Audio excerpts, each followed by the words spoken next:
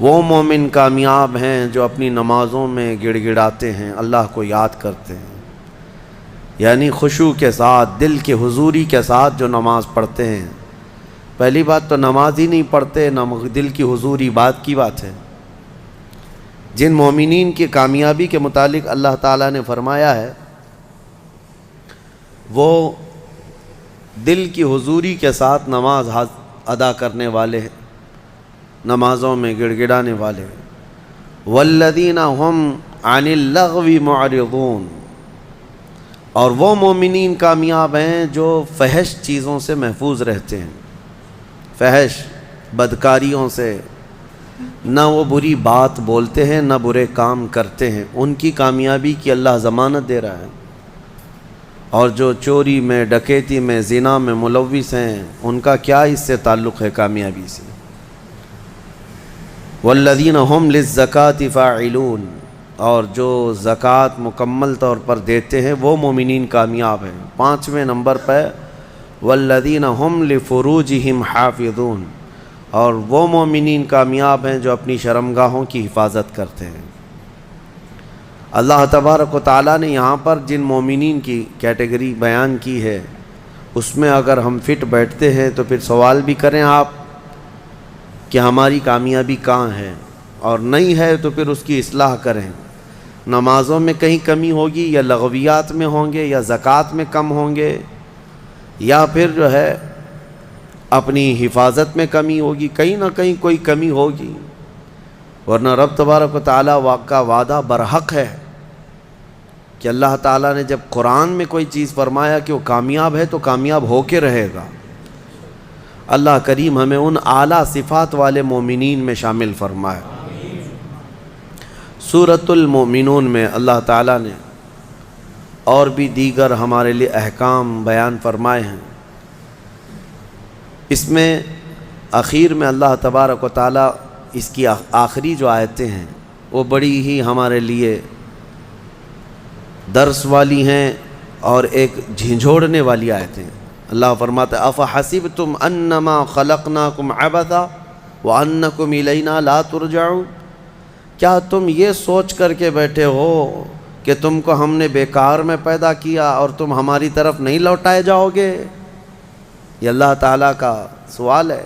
تم یہ سوچ کر کے بیٹھے ہو کہ تم کو ایسی فالتو پیدا کیا گیا، بیکار میں پیدا کیا گیا؟ نہیں، تمہارا ایک بہت بڑا مقصد ہے پیدا کرنے کا۔ اللہ تعالیٰ نے ایک مچھر بھی دنیا میں بغیر کسی مقصد کے نہیں پیدا کیا، ہر ایک کی ایک غرض ہے۔ ہمیں بھی جو پیدا کیا گیا ہماری ایک غرض ہے، وہ کیا ہے؟ اللہ نے خود قرآن میں فرمایا وَمَا خَلَقْتُ الْجِنَّ وَالْإِنسَ إِلَّا لِيَعْبُدُونَ، میں نے جنات اور انسانوں کو صرف اس لیے پیدا کیا کہ وہ میری عبادت کریں۔ اللہ کی عبادت کرنا یہ انسان کی تخلیق کا مقصد ہے، اور جو انسان اپنے اصلی مقصد کو بھول گیا پھر وہ انسانیت سے بھی ہٹ گیا ہے، انسانیت سے بھی ہٹ گیا ہے۔ ایک عجیب و غریب بات ہے، جس نے پیدا کیا تمہیں اس کو انسان نہیں پہچان پا رہا آج، اور اسی کی عبادت نہ کر پا رہا ہو، تو پھر اب کس کا ہو سکتا ہے؟ یہ کس کا ہو سکتا ہے؟ اسی لیے شیخ سعدی رحمۃ اللہ تعالیٰ علیہ سے منسوب ایک بات ہے، آپ نے فرمایا جو نمازیں نہیں پڑھتا، جو اللہ کی عبادت نہیں کرتا، اس کو قرضہ بھی مت دو، قرض بھی مت دو۔ کہا کیوں؟ قرض سے اس کا کیا تعلق؟ کہا جو اللہ کا قرض نہیں ادا کر رہا وہ تمہارا کیا ادا کرے گا؟ قرض نہیں بلکہ اللہ کا فرض ہے، جو اللہ کا فرض نہیں ادا کر پا رہا ہو جبکہ وہ اس کا خالق ہے، تمہارے سے کیا تعلق ہے؟ انسانوں کا زیادہ سے زیادہ چند دنوں تک دوستی ہو سکتی ہے، یا رشتے بھی ہیں تو سانس تک، اس کے بعد کہاں تعلق ہے تمہارے؟ قیامت کے دن تو ماں بیٹے کو نہیں پہچانتی، بیٹا باپ کو نہیں پہچانتا، لیکن بندے اور خالق کا رشتہ تو ہمیشہ سے ہے اور ہمیشہ رہنے والا ہے۔ تم جب نہیں پیدا ہوئے تھے تب بھی تمہارا خالق اللہ ہی ہے، یعنی تمہیں نطفے سے لے کر کے یہاں تک لایا، یہاں بھی تمہارا خالق وہی ہے۔ قیامت کے دن جب وہ تمہیں دوبارہ اٹھائے گا تب بھی وہ تمہارا خالق ہے۔ خالق کا بندے سے رشتہ کبھی ختم نہیں ہوا۔ تو جو بندہ اپنے خالق کے ساتھ مکمل نہیں ہو سکا، تو پھر وہ دوسرے کے ساتھ کیسے ہو سکتا ہے؟ دوسرے کے ساتھ اس کے کیا سلوک ہو سکتے ہیں؟ اسی لیے قرآن میں اللہ فرما رہا ہے کیا تم یہ سوچ کر کے بیٹھے ہو کہ ہم نے تمہیں خالی پیدا کیا ہے اور کیا تم نہیں لوٹائے جاؤ گے ہماری طرف؟ لائے جاؤ گے، ہر ایک لوٹایا جائے گا، ہر ایک۔ ابھی چند دنوں پہلے کی ایک بات ہے، ایک چھوٹا سا رسالہ، ایک لٹریچر جو گوتم بدھ کی عبادت کرتے ہیں ان لوگوں کی طرف سے تھا کہ دنیا کا ایک بہت اعلیٰ ذہن کا انسان تھا، اس نے بہترین تعلیمات دی تھی، تو اس پر کسی نے، ایک مسلمان نے نقطہ لگایا تھا اور ان سے بحث ہو رہی تھی جو بدھسٹ ہیں۔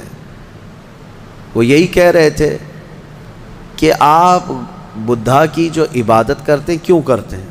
کہا کہ وہ مہان آدمی ہے، مہان انسان ہے، مہان آدمی تھا، بڑے اچھے اخلاق تھے، بڑی اچھی تعلیمات دنیا کو دی۔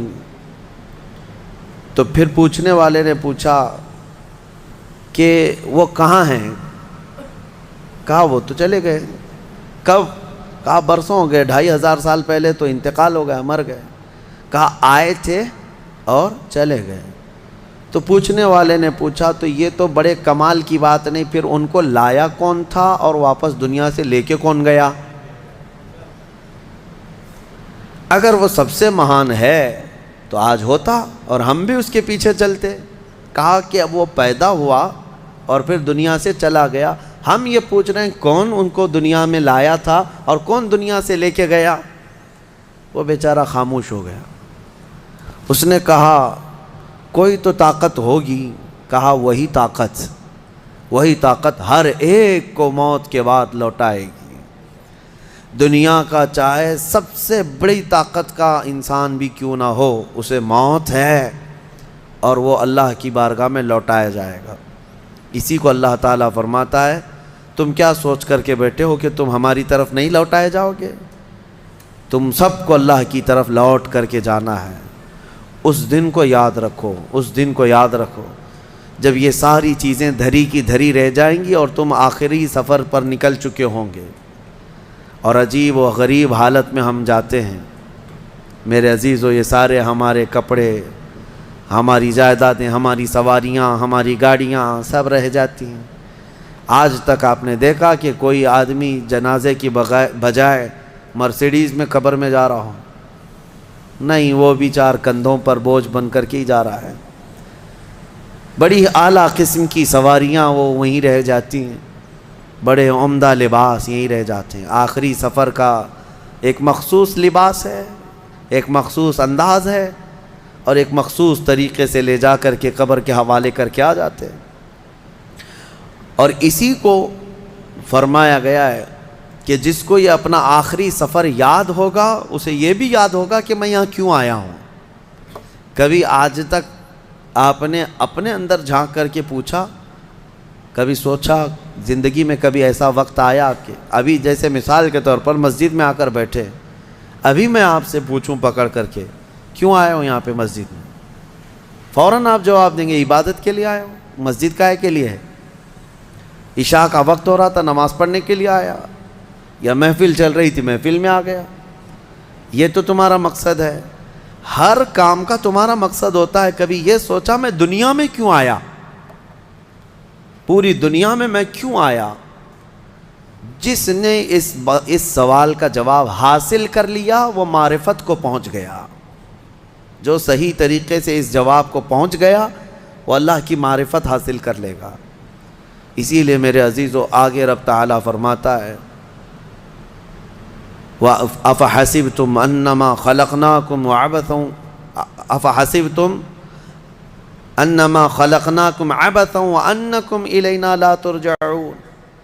حضرت موسیٰ علیہ الصلاۃ والتسلیم کے متعلق ایک بات ملتی ہے۔ ایک چھپکلی تھی، دیوار پر چل رہی تھی۔ موسیٰ علیہ السلام نے پوچھا مولا اس کا کیا کام ہے، اس کا کیا کام ہے، یہ کیوں پیدا ہوئی ہے؟ چھپکلی کا ضروری نہیں کہ ہر ایک کی حکمت آپ کو معلوم ہو کون دنیا میں کیوں آیا۔ اللہ نے کوئی بھی چیز بغیر فائدے کے نہیں پیدا کی۔ رب تبارک و تعالیٰ نے ارشاد فرمایا موسیٰ تھوڑی دیر پہلے چھپکلی نے مجھ سے پوچھا کہ موسیٰ کو مولا تو نے کیوں پیدا کیا؟ حضرت موسیٰ علیہ السلام کا کیا کیا کام ہے؟